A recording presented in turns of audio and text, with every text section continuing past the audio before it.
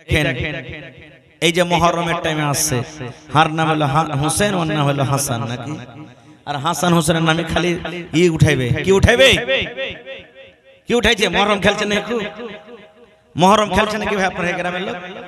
হ্যাঁ, খেলিয়েন না ভাই, এটা গুনার কাজ, কাবিরা গুনাহ, শিরকের গুনাহ আছে, কিছু বেদাতও আছে, খেলবেন না। হ্যাঁ, আমল আছে।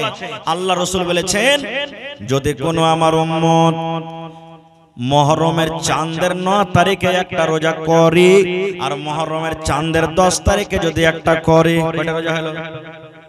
জোরে বলেন। মুহররমের চাঁদে 9 তারিখে একটা রোজা আর মুহররমের চাঁদের 10 তারিখে একটা রোজা, এই দুটা রোজা যদি কোনো মা, যদি কোনো খালা, যদি কোনো ভাই, যদি কোনো বোন, নর হোক নারী হোক, ছোট হোক বড় হোক, যদি দুটা রোজা করে, আল্লাহ নবী বলেছেন তার জীবনের 1 বছর যেটা কেটে গেল, 1 বছর যেটা চলে গেল, জীবনের যত ছোট ছোট গুনাহ আছে, জীবনের যত সাগিরা গুনাহ আছে, এই দুটা রোজার কারণে আল্লাহ রাব্বুল আলামিন তার জীবনের 1 বছরকার গুনাহ মাফ করে দিবেন। সুবহানাল্লাহ, 1 বছরকার গুনাহ মাফ হবে এই দুটা রোজাতে। এই জন্য রোজা দুটা করবেন। লাঠি খেলাইতে হবে না, ঢোল বাজাতে হবে না, বাঁশি বাজাতে হবে না, তাজিয়া তুলতে হবে না। এই সমস্ত কাজ হলো শরীয়ত বিরোধী কাজ, এগুলা শরীয়তের খেলাফ কাজ। শরীয়তে আছে রোজা, এই জন্য চাঁদের 9 তারিখে আর চাঁদের 10 তারিখে রোজা করবেন। এটাই সহিহ হাদিস থেকে আছে। আল্লাহর নবী দুনিয়াতে যখন এসেছেন, নবীর দুনিয়াতে আসার কত আগে থেকে ইহুদিরা এই দিনের কি করে? সুবহানাল্লাহ, ইজ্জত করে, সম্মান করে। ইহুদিরাও রোজা রেখেছেন এই দিনে। আল্লাহ নবী হিজরত করে যখন মদিনায় চলে গেলেন, দেখছেন তো ওখানকার ইহুদিরা রোজা করে আছে। নবীজি বললেন, হাগো কেমন তোমরা রোজা করেছো এগুলা? তখন কিন্তু 1 মাসের ফরজ রোজা কিন্তু হয়নি।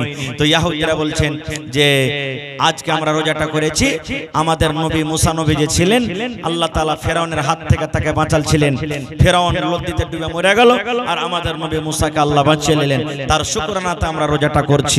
তখন আল্লাহ রাসূল বললেন, তোমরা যখন রোজা করতে পারো, তাহলে নবীরা তো হলো ভাই। আল্লাহ রাসূল নিজে আর সাহাবীরাকে বললেন, ও আমার সাহাবীরা, তোমরা রোজাটা করো, আমি রোজা করব। বাচ্চারা পর্যন্ত রোজাটা করেছেন। তো ভাই দুটা রোজা করবেন। সাহাবায়ে কেরাম দুটা রোজা করেছেন। আল্লাহ রাসূল সাল্লাল্লাহু আলাইহি ওয়াসাল্লামকে একজন সাহাবী বলেন, হুজুর, ইহুদিরা একটা রোজা করে, আমরাও একটা রোজা করি, তো ওরা তো হাসছে যে আমাকে দেখা দেখে রোজা চালু করে দিলে। আল্লাহ রাসূল বলেন, আল্লাহ যদি বাঁচিয়ে রাখে, সামনে বছর দুটা রোজা করব। ইহুদিরা একটা করে, আমরা দুটা করব। চাঁদের 10 তারিখে ওরা শুধু করে, আর আমরা চাঁদের 9 তারিখে একটা করব, চাঁদের 10 তারিখে একটা করব, দুটা রোজা করব। এই জন্য রোজা আছে ভাই, রোজা ছাড়া কিচ্ছু আর নাই, কোনো জিনিস নেই। রোজা আছে, এই মাসের ইবাদত বেশি করবেন, তাহাজ্জুদ বেশি করে পড়বেন, তেলাওয়াত করবেন, দান ধ্যান বেশি করবেন, সমস্ত ইবাদত এই 10 দিনের করবেন। আল্লাহ রাসূল বলেছেন 10 দিনে আল্লাহর কাছে বেশি ফজিলত। মাই ঝরে দুটি আঁখি বোঝাইলে বোঝিস না তুই কোন জঙ্গলের পাখি রে, আজ মন মোর চঞ্চল রে, আজ মন মোর চঞ্চল রে ভাই, ঝরে দুটি আঁখি বুঝাইলে বোঝিস না তুই কোন জঙ্গলের পাখি রে, আজ মন মোর চঞ্চল রে। কাঁচা বাঁশের খাট বাঁধিবে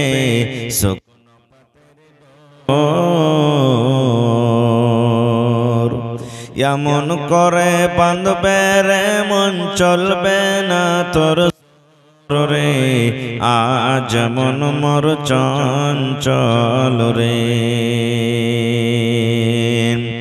বৈরের পাতায় গরম পানিতে মন তোকে গোসল করাবে,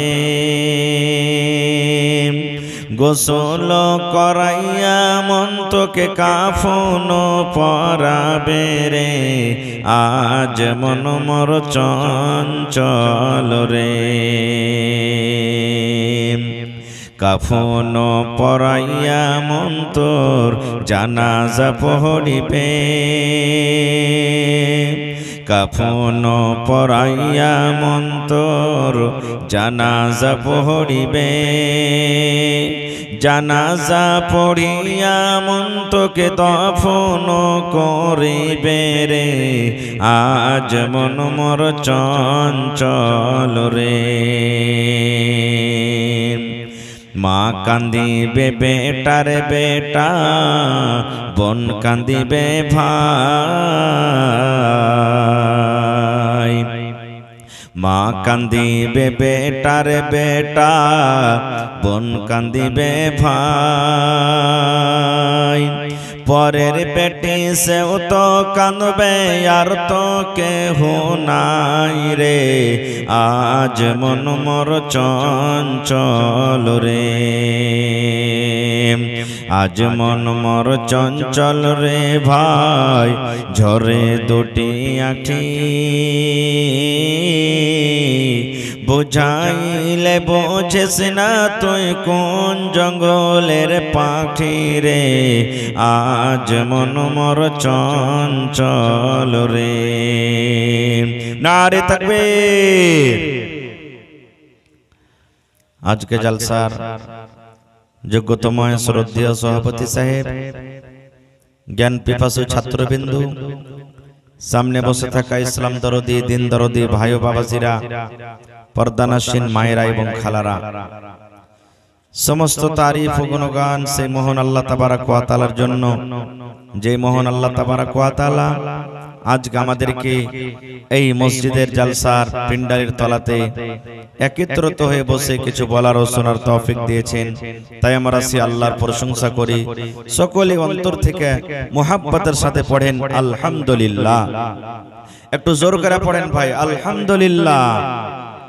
তারপর আমাদের শেষ নবী হযরত মুহাম্মদুর রাসূলুল্লাহ পড়েন সাল্লাল্লাহু আলাইহি সাল্লামের পর অগণন দারুদ শরীফ শান্তির ধারা বর্ষিত হোক আমিন। আল্লাহুম্মা সাল্লি আলাইহি আল্লাহুম্মা বারিক আলাইহি। ভাই মুসলমান, আজকে আমি আপনাদের সামনে কোরআন মাজিদ থেকে এখানে আয়াত তেলাওয়াত করেছি। সেই আয়াতটিকে সামনে রেখে মাতা পিতা সম্পর্কে কিছু কথা আপনাদের সম্পর্কে রাখবো। যে একটা সন্তানের উপরে মা বাবার কি হক, দুই পয়েন্টে কথা আছে। একটা সন্তানের নিজের ছেলে মেয়ের মা বাবার উপরে কি হক, আর একটা আছে মা বাবার নিজের সন্তানের উপরে কি হক। তা আজকে আপনাদের সামনে একটাই পয়েন্টে কথা রাখবো যে মা বাবার নিজের সন্তানের উপরে কি হক আছে, এ সম্পর্কে কিছু কথা রাখবো। আল্লাহর কাছে দোয়া করি রব্বুল আলামিন আমি যেন সেই হাদিস এবং কোরআন থেকে বলতে পারি এবং সাথে সাথে সকলে যেন আমল করতে পারি, তার জন্য আল্লাহ আমাদেরকে তৌফিক দেন। আল্লাহুম্মা আমিন। ভাই মুসলমান, হক হলো দুই প্রকারের। একটা হলো মানুষ মানুষের উপরে হক, বান্দা বান্দার উপরে হক, আর একটা হক হলো কি আল্লাহ তাবারাক ওয়া তাআলার বান্দার উপরে হক। আল্লাহ তাবারাক ওয়া তাআলার বান্দার উপরে হক হলো যে মানুষ যেন একমাত্র আল্লাহ তাবারাক ওয়া তাআলার ইবাদত বান্দেগি করেন, আল্লাহ তাবারাক ওয়া তাআলার জিকির আজকার করেন।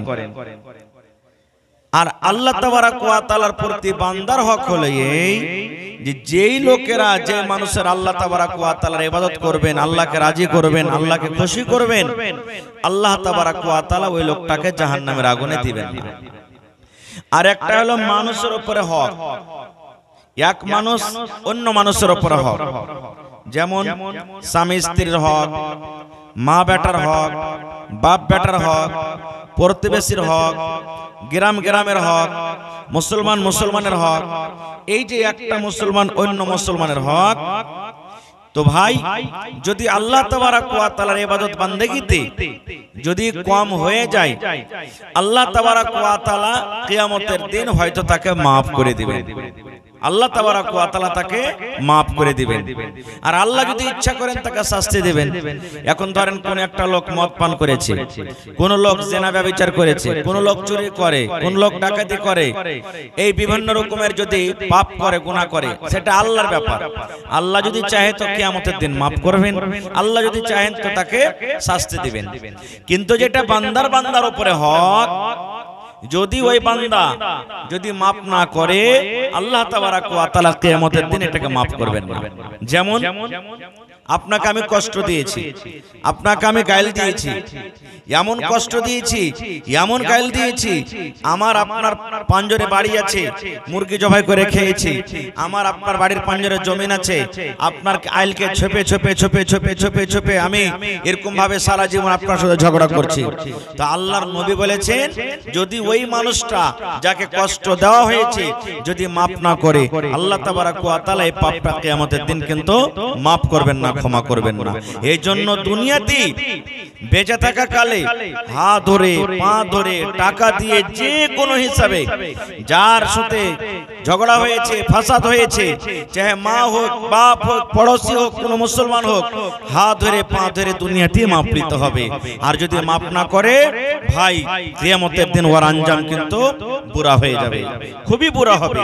এই জন্য তো মরার টাইমে আমরা বলি না ঠিক জানাজা এখনো শুরু হয়নি, জানাজা শুরু হবে তার 1 মিনিট 2 মিনিট সময় আছে, তার আগে বলে না 10 ভাই শুনেন খায়রেগঞ্জ গ্রামের আব্দুর রহমান মারা গেছে, খায়রেগঞ্জ গ্রামের আব্দুল্লাহ মারা গেছে। যদি এই মাইয়াতটা সামনে আছে তার কথার দ্বারাতে যদি কোনো আপনারা কষ্ট পেয়ে থাকেন আল্লাহর রাস্তায় maaf করবেন। আর যদি তার সাথে পাওনা লেওনা থাকে তার ওয়ারিস আছে, তারা দেনদার আছে, দিয়ে দিবে। বলে কি বলে না? হানা বলেন, বলে কি বলে না ভাই? বলে। কেন? দুনিয়াতে যদি তাকে মাফ না দেয় আল্লাহ তাবারাক ওয়া তাআলা বিচারের মাঠে তাকে মাফ করবেন না, আর তার ঠিকানা জাহান্নাম হবে, হাদিসের কথা। তো ভাই আমার এই সমস্ত হকের দিক দিয়ে একটা হলো কি মা বাবার হক, নিজের সন্তানের উপরে কি আছে।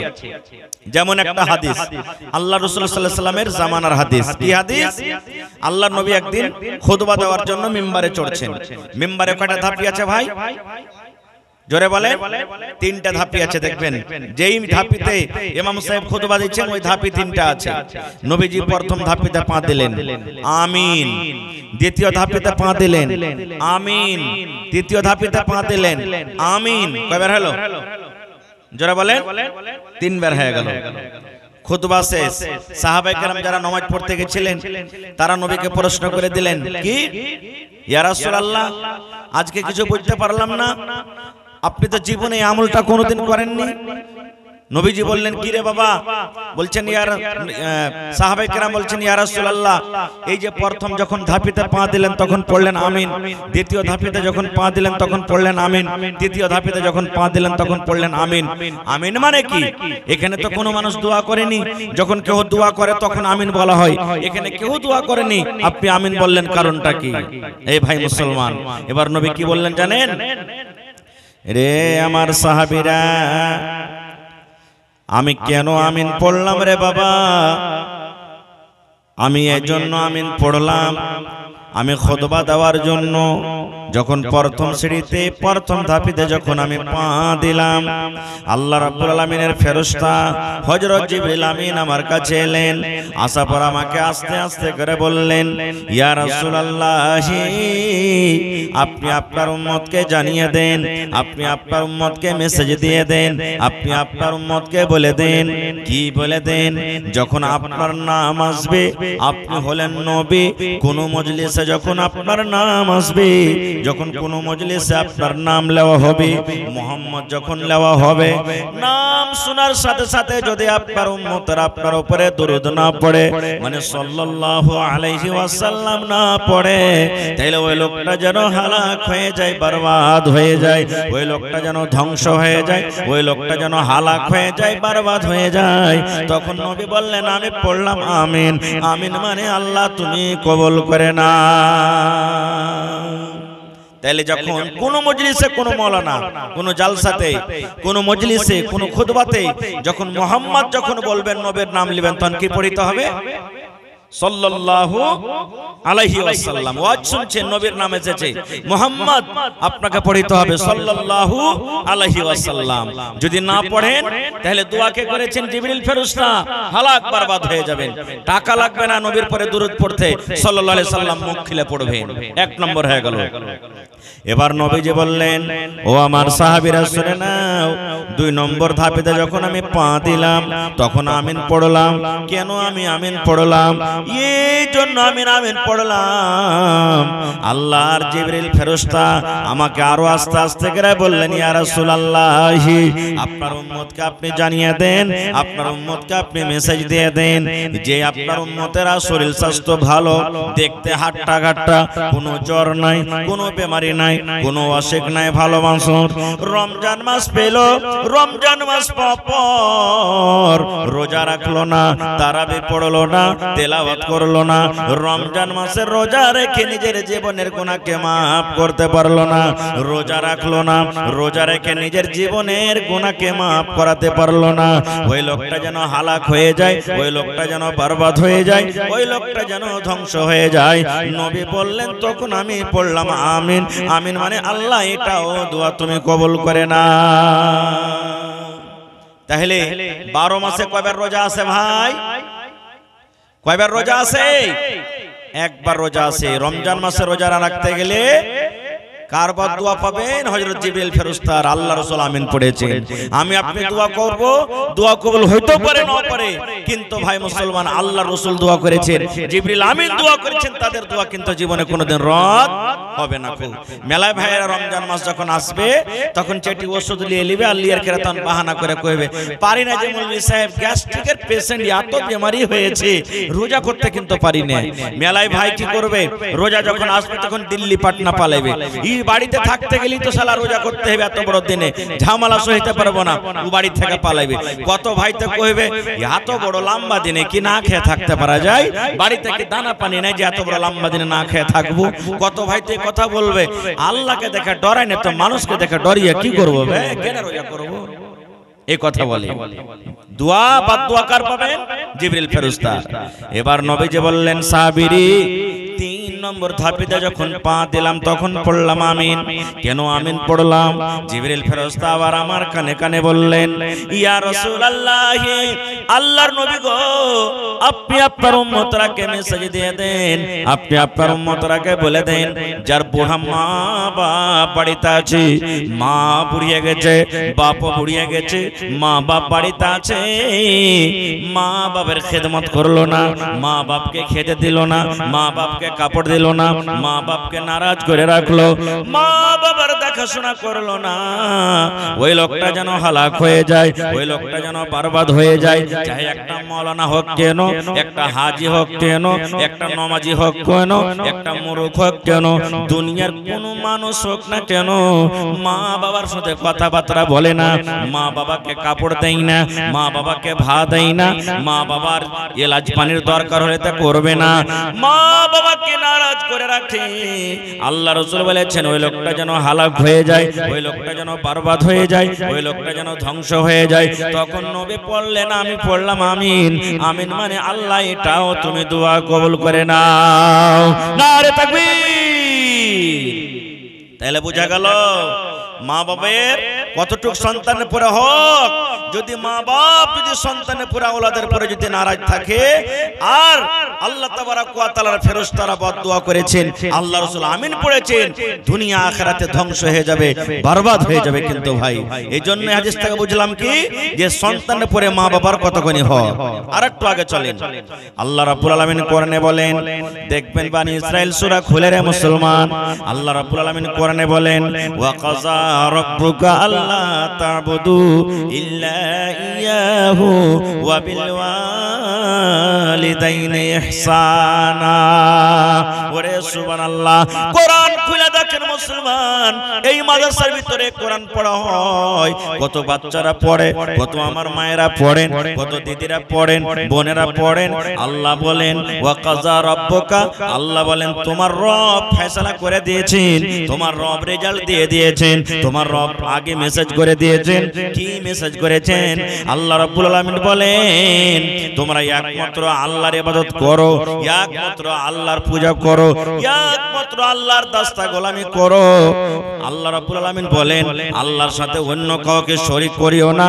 এবার আল্লাহ তাবারাক ওয়া তাআলা বলেন দুনিয়ার মানুষ রে, আল্লাহর ইবাদত করার পর ওয়াবিল ওয়ালিদাইনি ইহসানা, তোমরা নিজের মা বাবার সাথে ভালো ব্যবহার করো।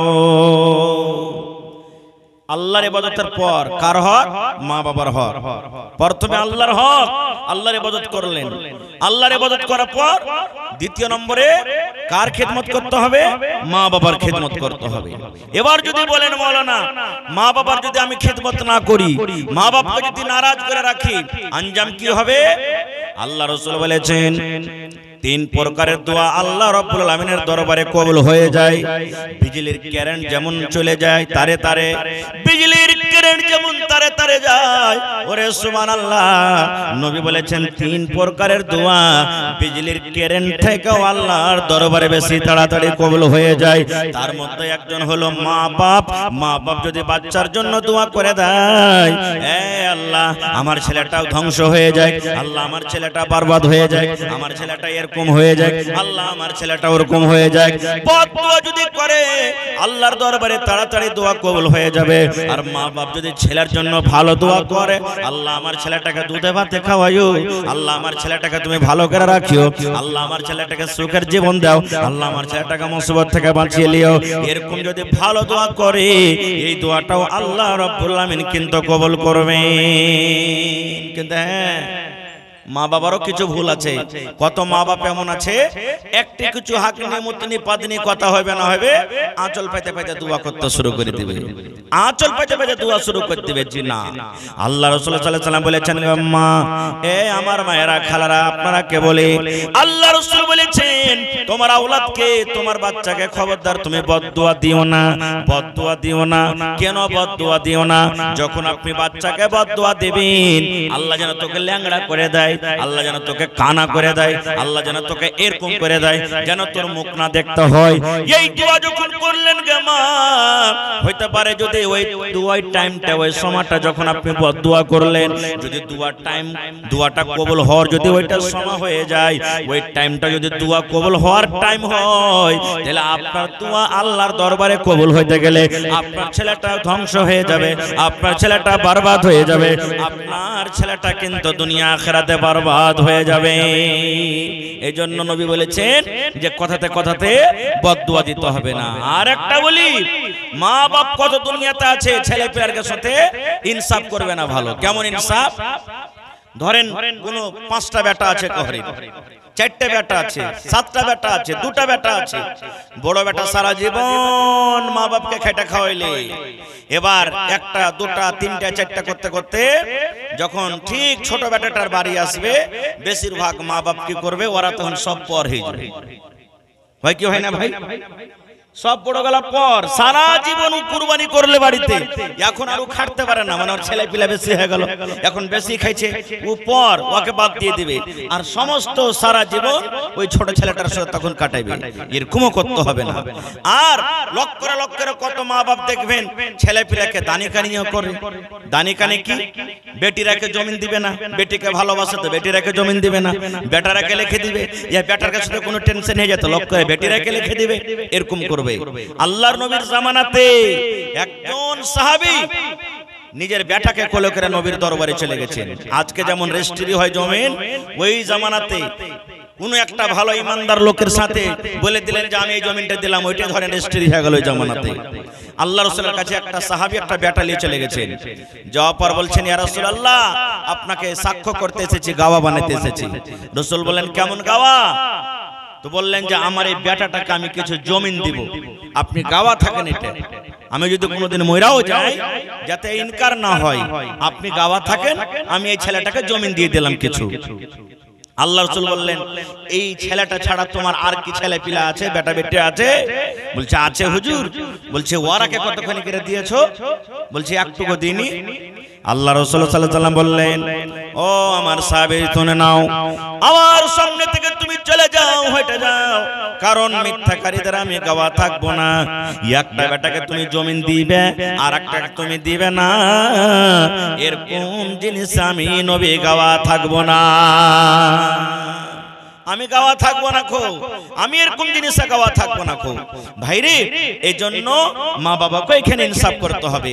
ভাই আমার, একটা বুখারী শরীফের হাদিস বলি, কথা লম্বা, মা বাবার সম্পর্কে কথা বলা হয় 2-4-5 ঘন্টা লাগতে পারে, তবে একটা বুখারী শরীফের কথা হাদিস শুনে আপনাদের সামনে। আল্লাহ রাসূল বলেছেন, এক জামানাতে জুরাইজ বলে একটা আবেদ ছিলেন, নেককার মানুষ। ভালো করে শুনবেন ওয়াকিয়াটা।